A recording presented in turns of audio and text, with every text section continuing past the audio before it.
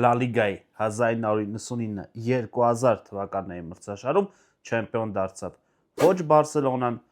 ոչ Ռեալ Մադրիդը եւ ոչ էլ անգամ Վալենսիան։ 69 միավորով մրցաշրջանի վերջին տուրում մայիսի 15-ին հաղթելով Էսպանյոլին 2-0 հաշվով չեմպիոն հռչակվեց Դեպորտիվո Լա Կորունյան։ Խավիեր Իրուրետայի գլխավորությամբ Սուպեր Դեպորը դարձավ առաջին գալիսիական ակումբը, որը նվաճեց Իսպանիայի չեմպիոնությունը։ Թեև Դեպորտիվոն այսօր լավագույն օրերը չի ապրում, բայց թիմը չի մոռանում այդ պատմական իրադարձությունը։ 25 տարի անց նրանք թողարկել են հատուկ մարզաշապիկ նվիրված չեմպիոնական տարվան։ Բացենք այն։ Իրոք ֆանտաստիկ մարզաշապիկ է, հա։